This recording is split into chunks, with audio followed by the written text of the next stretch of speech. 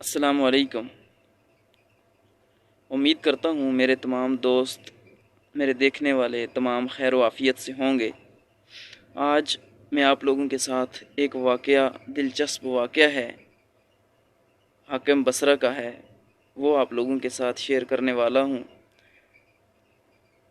ایک بار بصرہ کا حاکم راستے میں سے چلتا ہوا بڑے تکبر اور تمکنت کے ساتھ اکڑتا ہوا جا رہا تھا، تو وہیں پر راستے میں حضرت مالک بن دینار کھڑے تھے، تو انہوں نے اس کو روکا اور فرمایا کہ تو اپنے اس غرور اور تکبر کی چال کو بدل ڈال۔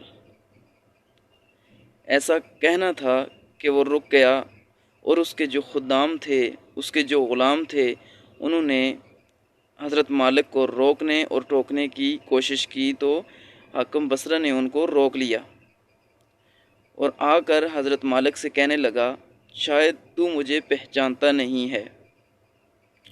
تو حضرت مالک بن دینار کہنے لگے کہ میں تجھے خوب پہچانتا ہوں، میں تجھے خوب جانتا ہوں۔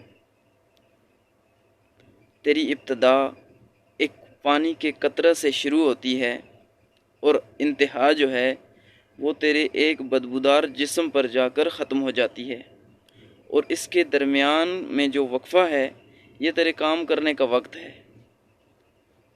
تو چال بدل ڈال اپنے تکبر اور غرور کی، تاکہ تو بچ سکے۔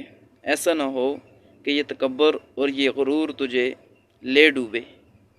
تو یہ الفاظ سننے تھے تو وہ اپنی گردن کو جھکا کر اپنے رستے ہو لیا۔